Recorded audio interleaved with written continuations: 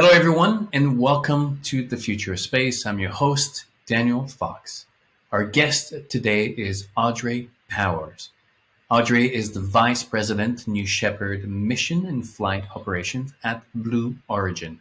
In October of 2021, she flew to space along with Star Trek legend William Shatner. Audrey, welcome to the Future of Space. Hi, thank you, Daniel. Great to be with you again. Again, because we had such a great time at South by Southwest. So thank you for blocking your busy schedule for a follow-up to our conversation. Yeah, I'm looking forward to this. This is good. So I'm really, really curious to hear your journey from law to going to space. But before we go there, could you share with us three words that for you captures the essence of space? Yeah, I thank you for warning me that you do this, and this is fascinating to listen to all your guests' three words because it gives such perspective of like the very broad ideas that are out there about space. I very much enjoy that you do this. So for my three words, the first is humbling, and that came to me like immediately. Humbling. The second is wonder, and the third is personal. Those are my three space words. Humbling, wonder, and personal. Thank you for recognizing or for appreciating the concept of the three words, because for me, the foundation behind that is that and I did the same thing with nature. For 4 years, I interviewed leaders from a broad spectrum of backgrounds. And I asked the same question, three words that capture the essence of nature, the teachings of nature. Because we think of space as a destination when in reality it is much more. And if we can tie this place, this destination to values and to words that connect to the human story, then we can start to unite these dividing narratives that we find, commonly around ourselves. So thank you very much, first of all, for seeing the value in it. Now, as a segue to that, Audrey, understanding that there is a science story, of going to space. There's a technology story of going to space. There's an economic story of going to space. All these stories actually find their presence in Blue Origin. What is for you the human story of going to space? Right. I think, and maybe pertaining to your lead-in, I've had the great benefit of seeing this industry as an engineer. I started as an engineer, and then in the legal realm, very much the political and regulatory and kind of international political landscape.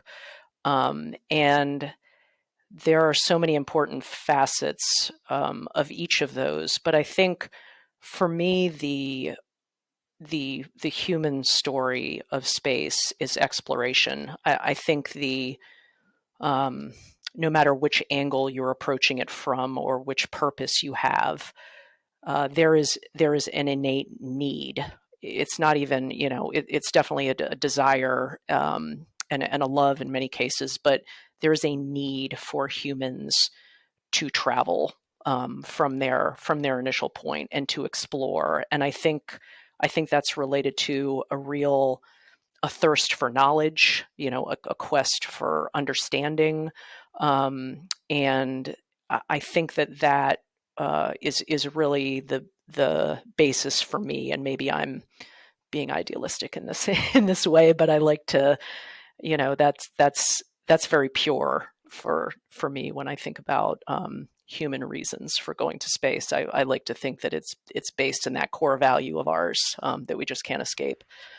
Do you think that what we've done as a species is created a story, a narrative around this unrelentless drive of life to constantly push and go?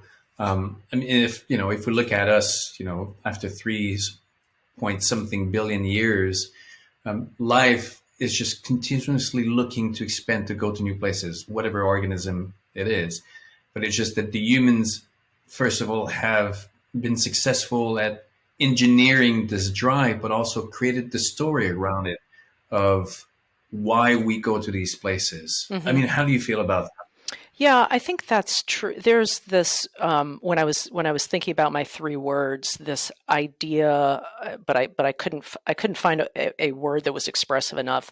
The vastness of space, the overwhelming feeling that it gives you that you are insignificant, and I don't mean that in a derogatory way, but just that these these problems that consume us every day are just so minuscule in scope to what is out there. And your characterization of space as a destination is a very interesting idea. I think that's like one way of humans kind of putting it in a box that we can manage. Like, it is a place I'm going to go to.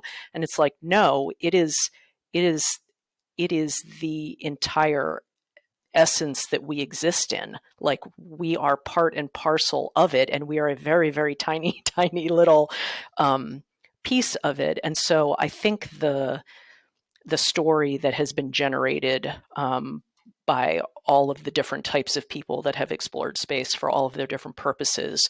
Um, I think it's a very worthwhile thing, and something that I've experienced with many of the Blue Origin astronauts is for people to identify what it is to them, what is their story in all of the people that have explored space for all of the purposes that we go there. um, Kind of what is their story, because everybody's going to want to hear it. When I tell you it is still a unique enough thing that everybody wants to hear what your perspective is on space. And so I think that storytelling is a big piece of it. And particularly with respect to Blue Origin, we have a founder in Jeff Bezos, and a lot of people in our company that feel very strongly about not losing the story of our past and the people that have created the foundation in this industry that we are standing on and building upon. And so that storytelling and that nod to our history and the achievements of the past is a very important narrative that we try not to lose at Blue. And I think that's obvious in a lot of the things that we do, naming New Shepard, naming New Glenn, those sorts of things. So, I mean, it's always similar to, when the kids are leaving the nest. You don't want to say adios to your parents. You want to honor what your parents have created and sacrificed for you, and your departure ultimately ends up elevating the stability and the knowledge and the strength of the family. And in the same way that during the Great Migration of Europe to the US, that move ended up actually elevating Europe in many ways. Europe was faced with the choice of reassessing how to move forward because it was kind of a mess, and being a mess created these two incentives. One to fix the issues, and then the other one for others to seek for places that could offer new opportunity. And space now is going to be that same place. I mean, you working at Blue Origin and being surrounded by this drive to find solution and redefine what is possible must be quite, I don't know, invigorating, I assume. it is. It is, and I started my career as a young engineer at NASA, working on the International Space Station program, and that was at the time the early construction days of the space station. Amazing, amazing technical challenges every day. And I thought, I will never, ever have a better job than this. Like, it is every day you come to work and we're sitting on console constructing the space station and EVAs and robotic ops and space shuttle flights and developing these relationships with the Russians and the Japanese and the Canadians. And it was, it was really, really invigorating, kind of all sides of your interest. engineering and kind of the government relations side and the geopolitical, international relations side. And um, the it's so interesting to me that at that time there were really no concrete thoughts about this commercial entities doing this. And I was still at NASA in the early days of the commercial, cargo program and the initial relationships with SpaceX and Orbital to, figure out how they would transport cargo to the station. And it was like worlds colliding. I mean, it was just trying to understand how these private companies would integrate very, very different companies. I mean, NASA has been supported for a long time by companies, but those companies were very much created for the purpose of servicing the government's needs. And you come at NASA with SpaceX or Blue Origin or some of these commercial companies, and it was very much like worlds colliding. And I will give it to both sides. I mean, they figured out how to really progress the industry in this way and do this amazing thing of routine commercial servicing missions and treating it like a commercial service, like an offering that the government purchases, rather than like a vehicle that they fund the development and build of. So remarkable progress in that time frame. And I still never thought at the time that, oh, I'll go work for one of these companies one day. I don't know why it didn't strike me as something that I would do. And now that I'm at Blue, it's very interesting to look from the other side. What are the structures and the definitions in this industry that have lasted for decades that we need to continue reforming and remolding, and changing so that we can all succeed together. So it is very exciting. It is very exciting. I'll also say it's very tired. There are some days or periods that I'm like, man, I'm exhausted. So I am worn out. And it is, maybe back to one of my words, it is humbling to work in this industry, to see how much effort and intelligence and hard work that it takes to succeed at the things that we have succeeded at. And I have felt that at every organization I've worked for and supported.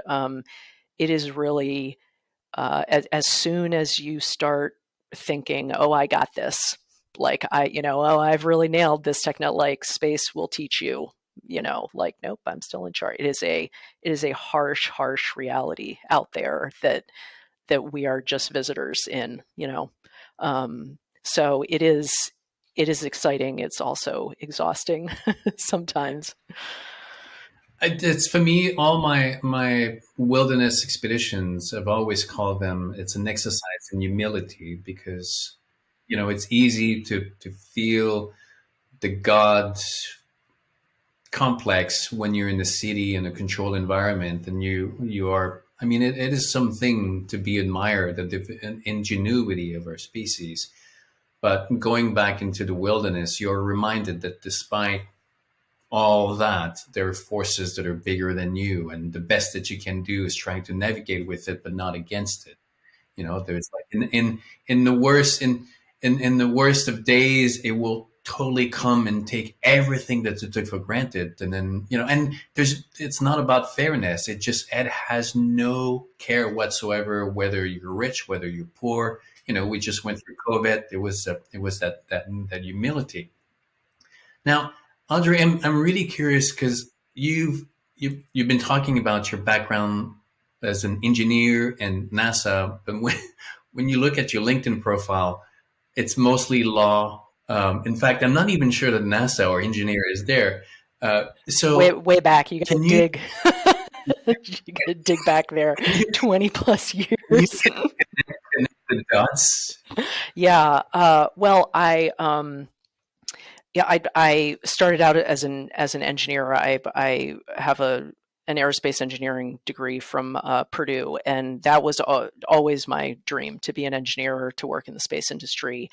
I did so. I worked at NASA for a time, and I always wanted to do human spaceflight. And I ended up leaving NASA for family reasons, and I supported a number of government satellite programs with Lockheed Martin. So that was, you can imagine starting your career in human spaceflight at NASA. I mean, there is, like, where do you go from there as far as excitement and challenge and fulfillment? And so I said, well, now is this it? Am I just going to support, satellite programs from now on, or like, what am I gonna? So I started thinking about other degrees, and maybe I'll go continue my engineering study. I loved engineering, and so I was very interested. Maybe a PhD, maybe this or that. But I was also, the great thing that the ISS program gave me was an appreciation of international relations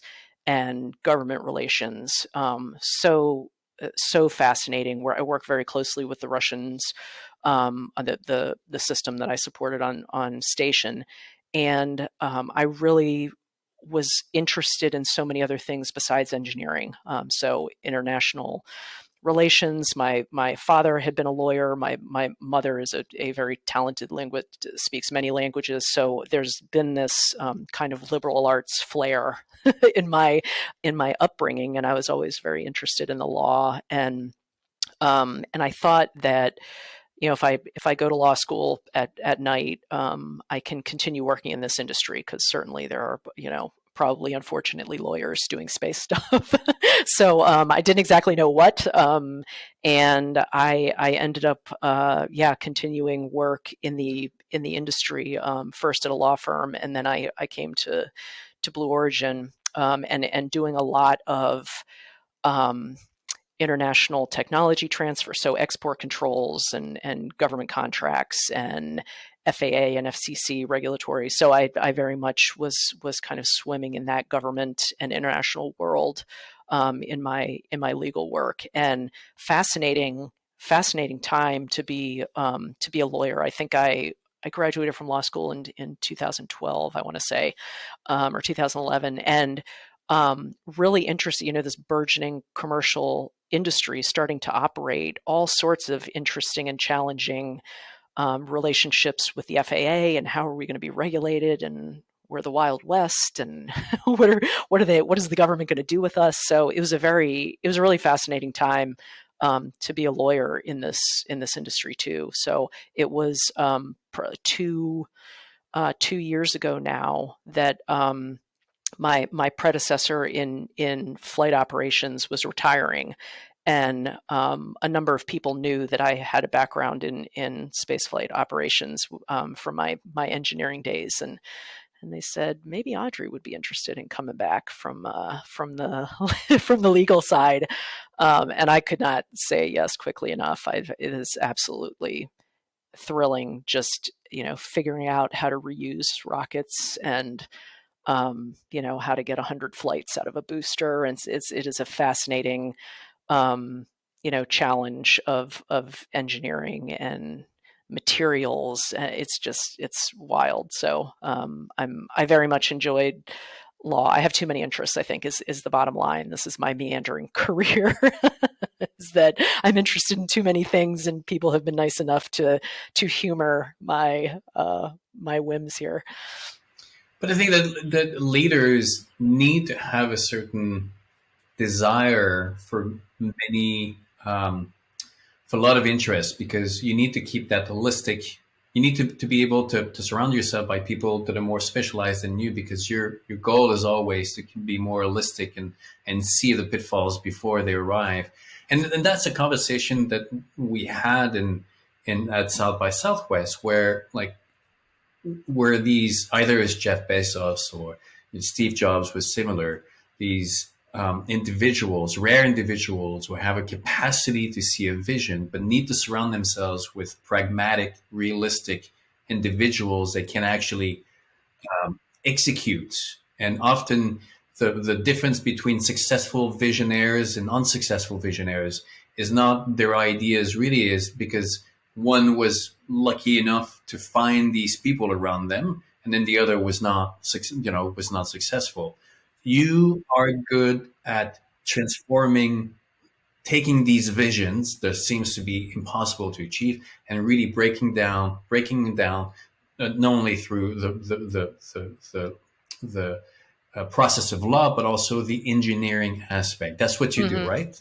Yeah, this is the first time, maybe a year into my time in this position, kind of building out some aspects of this team. We have operations, so the people sitting on console, the folks who train them, the folks who train the astronauts, and then our entire maintenance organization. So over the launch site, over the vehicles, and I thought there's no way I'm ever going to have crazy detailed knowledge of all of these things. I'm a leader now. Like that's what you call me. I'm building this team and I'm finding the people who are excellent at those things and I'm bringing them here to Blue to work on this program and to make amazing progress for this industry, hopefully, and to change people's lives. So I very much agree with you. And that is not something, there isn't a class,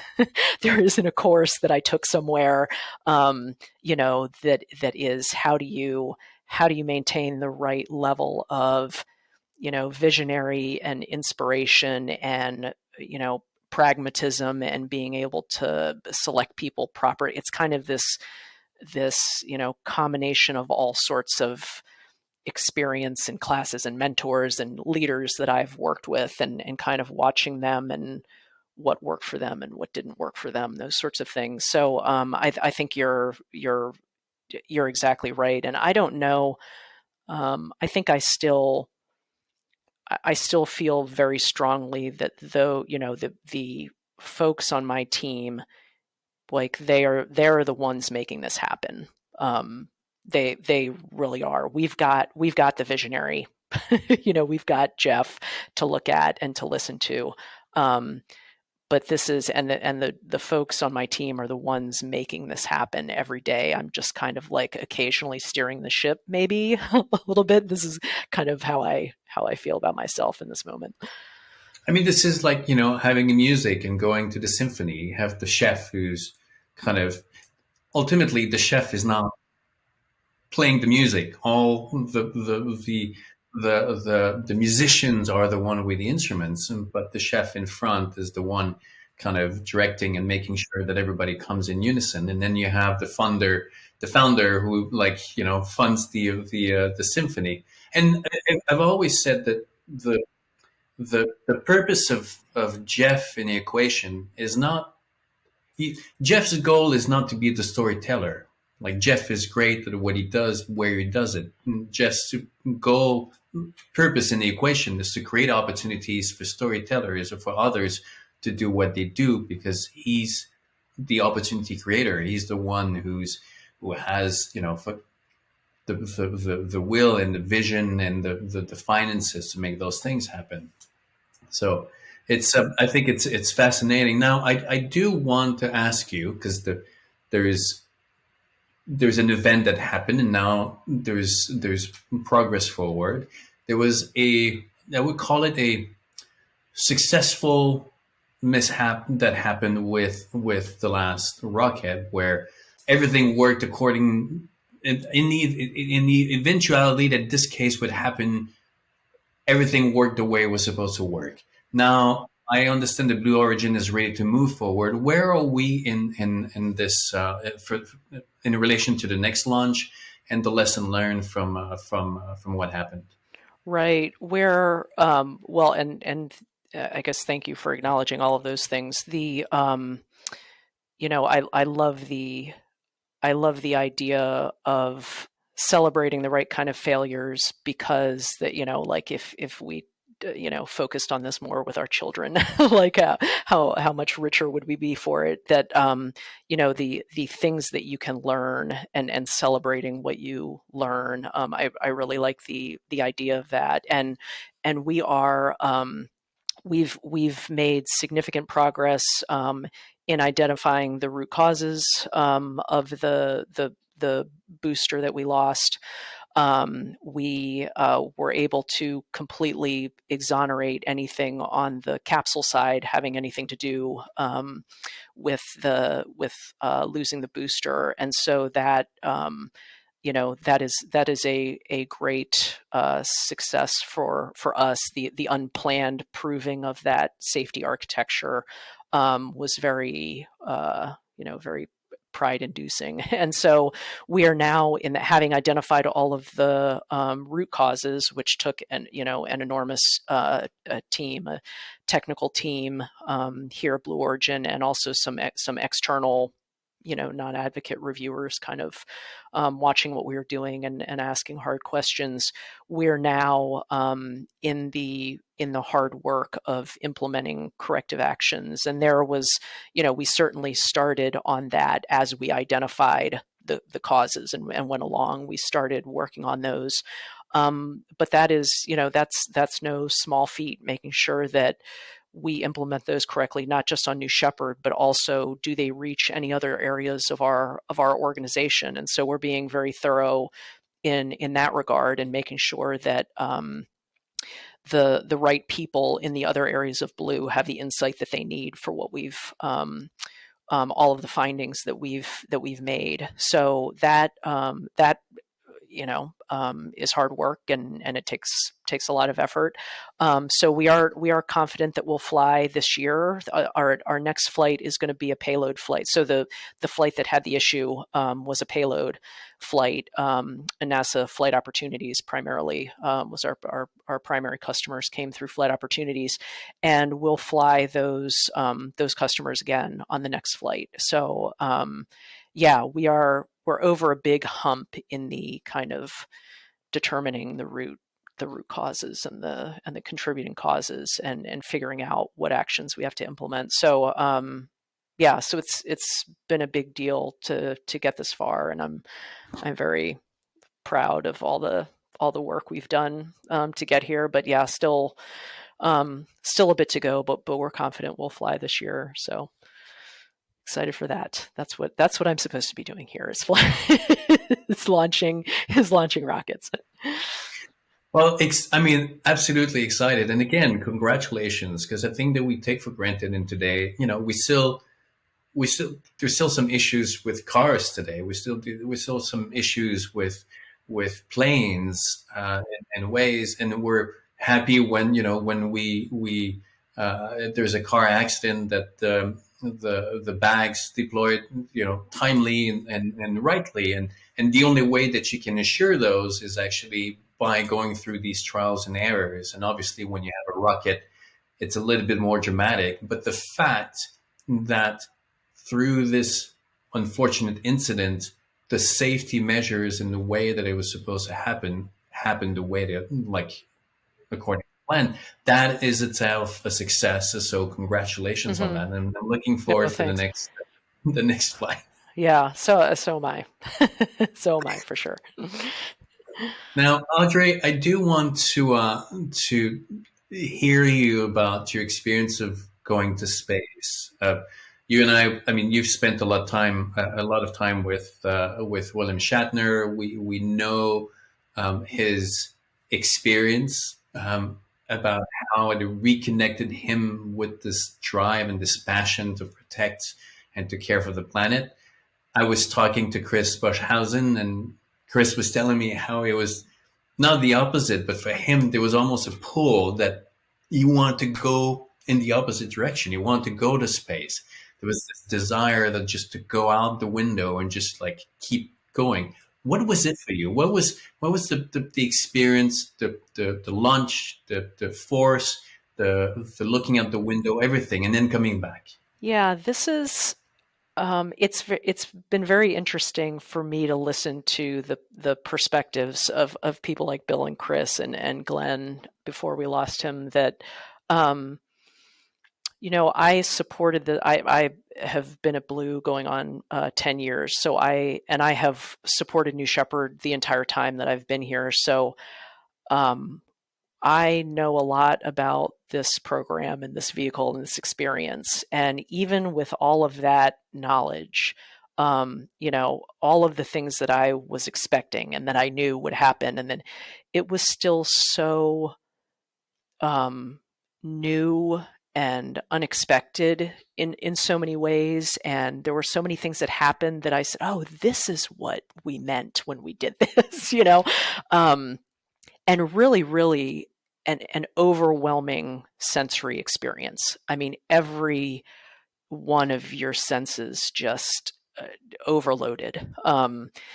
And the it, yeah, I still think that having watched so many space flight and launches and space flight activities, I still think it was is easier for me to be on the vehicle than to be standing there watching, and thinking through my job and all the things that could happen. And I yeah, I was very appreciative afterwards that we had Bill on for an unexpected reason. He's such a poet, um, and his expression of what he experienced, I thought was so just wonderfully authentic, and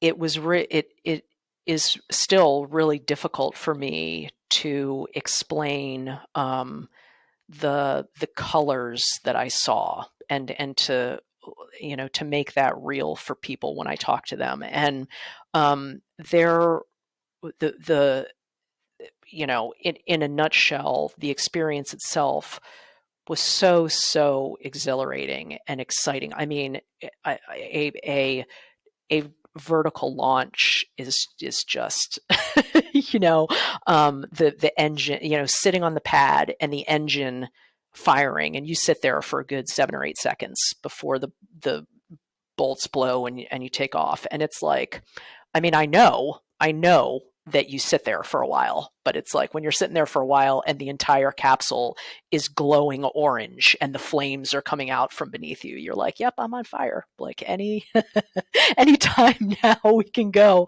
And I do think there's some design aspects of New Shepard that I was just really proud. When I got back and spoke with all my friends here on the development teams and the engineering teams, the vehicle rotates the entire flight to give everybody a 360-degree view, so you don't feel like, oh, I got to get across the capsule because I want to see something over there or whatever. It rotates the entire time, so you can stay at your window, and you can just watch everything go by. And that is really, really awesome on the way up. You're kind of getting this view of the Earth disappearing beneath you as you're kind of rotating 360 degrees. So, and then the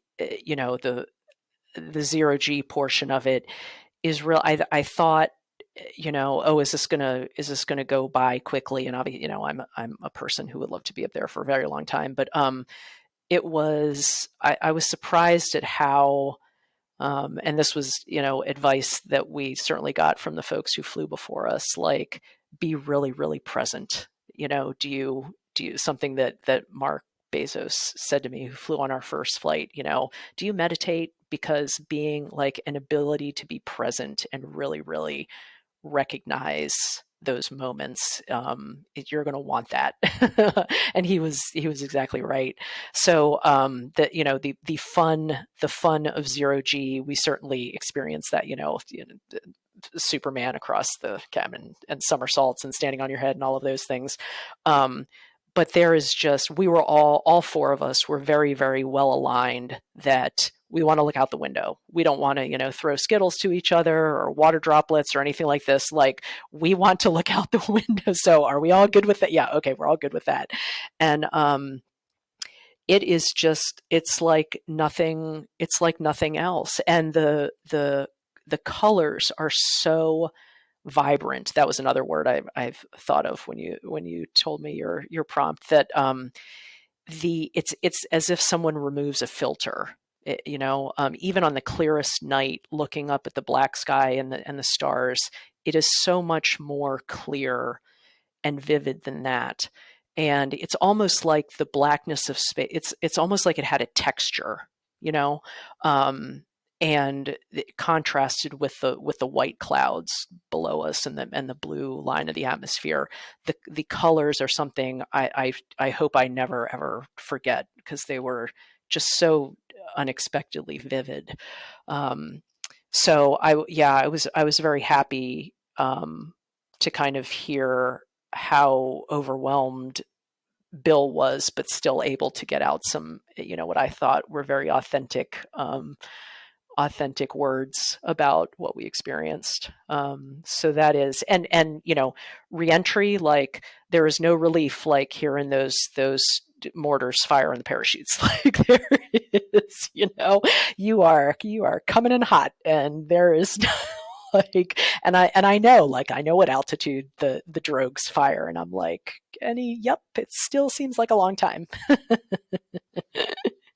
And so, yeah, just amazing all around. It was. I mean, you talk about Bill, and yes, I mean this is this is for me one of the reasons that I think that the Renaissance was successful, is because powerful, rich people knew the value in getting artists to tell the story. The Da Vinci's and the architects, they were able to say, listen, it's not our job to create a vision of the future or to tell a story. We'll give you whatever you want. Go and do what you do best.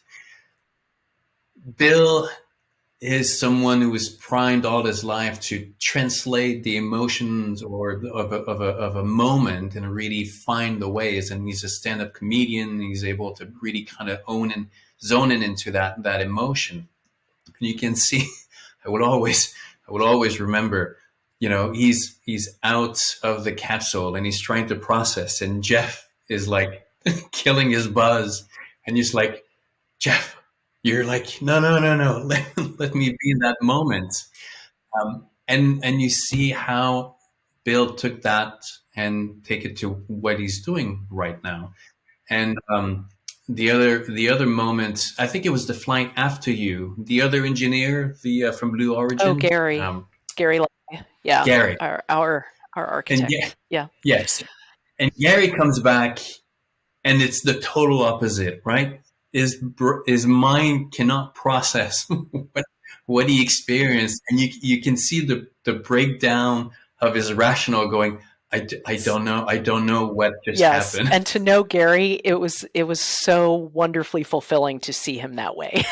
Because Gary is kind of this rock for us, and he is dependable, and he is pragmatic, and he has answers, and that, and Gary will help you figure out the problems. And it was just so great to see him just a little bit like, childlike. And I'm like, I'm overwhelmed and can't process this. Yeah, that was great. That was a great day. Do you think for me, this is the thing that ultimately, there's two questions that I want to send to you. Two remarks, and you can take them where you want to take them. I don't think that we give the human species enough credit, because we rise in some of the worst times. When we go through the rough and tough, this is when we come together. And also, there's a physicality to life. There's as much as we can talk about love, we can talk about grief, we can talk about failure, we can prepare ourselves. There's a physicality to experiencing life that is humbling, that is moving, that brings us that richness of what it is to be human. And now that we're going to go to space, we're going to bring that human experience. It's not just about bare bone and just, camping with freeze dry food and, peeing in the bag, and then that's it. There's going to be the human, the physicality of experience. Do you believe in the human species to accomplish the impossible? And do you believe that there's a physicality to life that, independently of how technology is going to become more and more present, there's still going to be this value of that experience? I hope so. And maybe a bit revealing about me. I'm very much a realist. I don't know that anyone would accuse me of being an optimist, I will say. And I'm a bit hard on us as humans, I would say, a lot. My kind of resting position is we need to be doing better. Um, in a lot of ways, we need to be doing better for each other. We need to be doing better for the planet.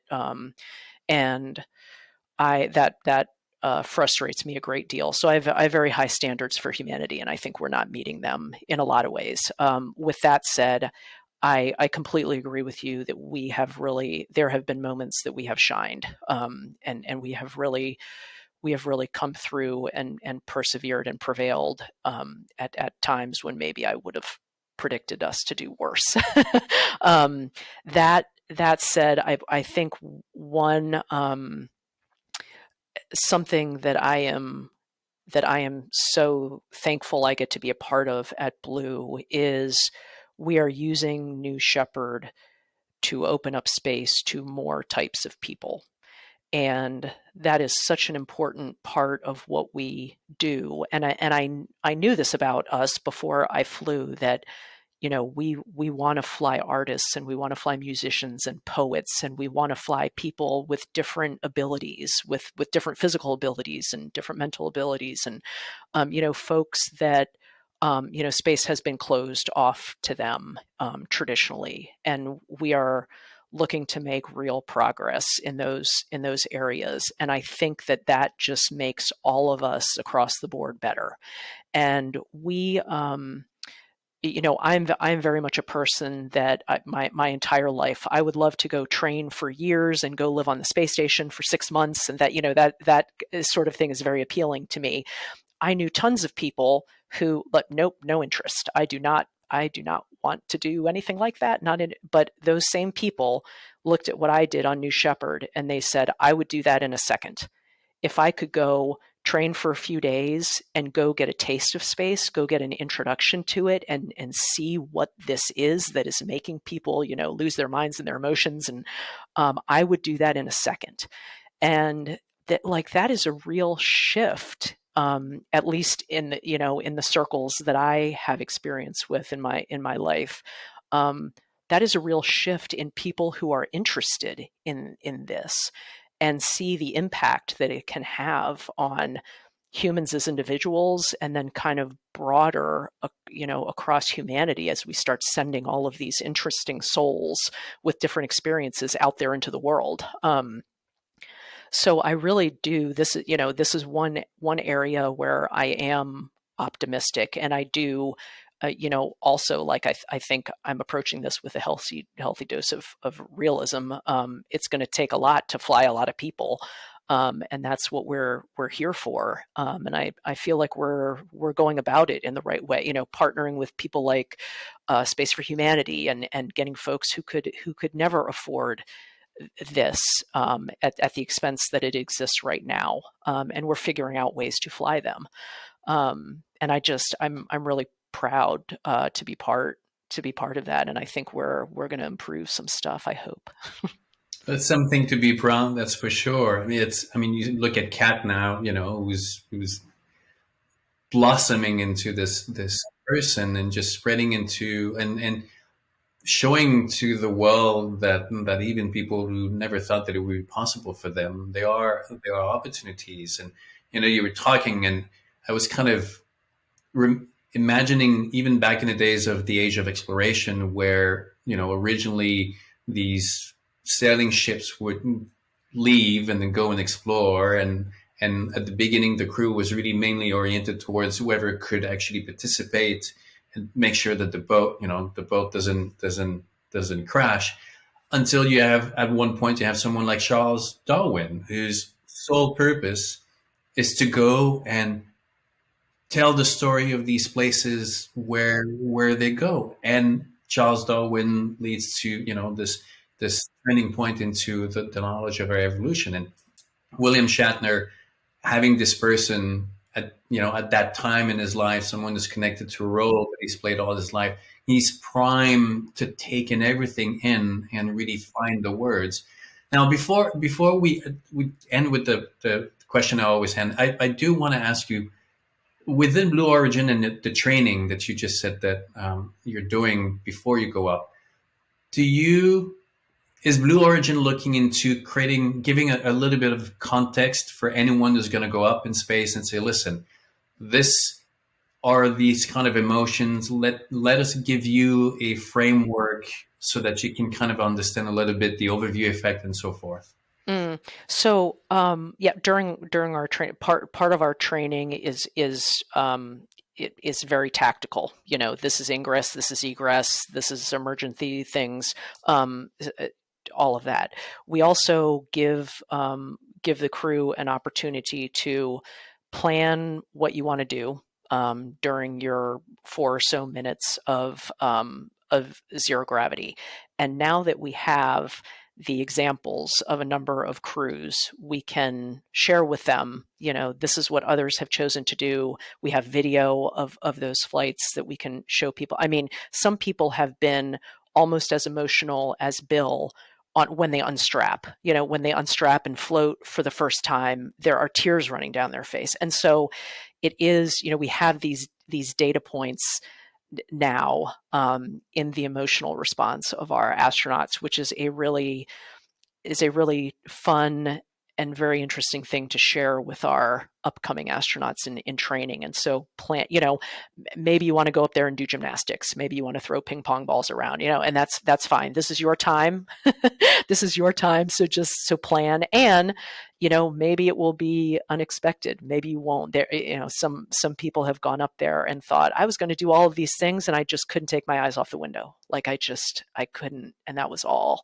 You know, it grabbed me and I couldn't do anything else. And so it is really, really great to have that insight to share with people and just make them think a little bit more about what might this experience be like, so they can plan for it. As now, so back to the final question that I want to ask you. Of someone who has a really, really interesting background, went from the engineer to the law, you went to space, you're rational, you make things happen, but also, yeah, I just learned that your family, you have this balance also, the arts and then the rational, the aspect. Um, what what would be your three words of wisdom for anyone? And I mean, it's not necessarily for someone who's starting, but for like someone who's looking for the counsel in mid-career, or someone who's young. What would be your Audrey's three words of wisdom? um, well, I think the first would be collaboration. And this is, you know, whether it was my engineering career or my legal career or working with the government, that there is no success as an individual. Like you are never going to get as far as an individual as you will if you are collaborating with it. And that goes for countries. It goes for your colleague down the hall. It is, you know, once that switch kind of flipped for me, and I think it happened in college when I was at Purdue, and then it like doubled down on it when I was in law school. I never would have made it through law school if I didn't have like my key people that we all like bonded together and said we are going to get through this together. So that is, you know, collaboration is the best path to failing to fail, you know. And I think my second, probably to my last point, is, you know, is figure out where you get your energy from, and you know, help like rely on those areas. If it's family, if it's exercise, if it's meditate, you know, whatever it is, because this is hard. You know, what we're doing is hard. And I think many people, at least folks that I surround myself with, they want to do hard things because it's so fulfilling, and it takes a whole lot of energy. So figure out where you get your energy from and really like nurse those nurse those things. Um, and then the last one is something like, it's something like, you know, appreciating appreciating things that are not like you. I don't know, what is one word for that? Like look at folks who are different, whether it's race or gender or socioeconomic status or education or whatever, and see what's great about them and what can you appreciate, rather than kind of, sometimes I feel like a knee-jerk human response is they're not like me, they're not on my team. um, and it's so there's so much out there that tells us that is just wrong. And being open-minded and being accepting and appreciative of things that aren't like you. So I don't know whatever one word is for that. I'll find the Yeah, word, but we can, it's I owe you that one. but it's for me, one thing that brings that, there are two things that really brings the this capacity to understand other perspective is obviously traveling, going into other places where you get to discover new cultures, but also sharing a meal, sitting at the table with people that are not necessarily from the same environment, but there's a magic that happens at that table. Every time that I did my solo wilderness expeditions, part of my process was always to find myself at these tables so that I could hear these stories and realize, and in those experiences, you realize that we're all the same. At the end of the day, we're all the same. Independent of our backgrounds, we all want to put food on the table. We all want to give our children a future, and then we want to be valued. And then after that, it gets complicated a little bit. But the magic of food and wine and being at the table, that for me is like brings that. And the other thing that I was thinking when you were talking about collaboration and being connectedness, like the metaphor that I often say is, there's the human body is an example of that collaboration. There's not one organ that can exist on its own. Each one is interdependent and interconnected with all the others. Even the lungs don't are nothing by themselves. It's everything else around them that makes them. So yeah, I totally can relate to Yep. that. Take a lesson from ourselves. Exactly. you know. Andre, this was fun. This was fun Yeah, this was great. conversation. Thank you. Thank you very much for inviting me. I appreciate it. Yes. So I'm looking forward for our next conversation. Yes. Either it's in. I understand you're going to be on vacation for a little bit, so enjoy your vacation, Thank you and very much. good luck to the entire team. I can't wait to see the new launch for the new Shepard and Glenn and all Thanks. the upcoming flights. Yeah, thank you, Daniel. I appreciate it. Look forward to seeing you soon. Thank you. Bye.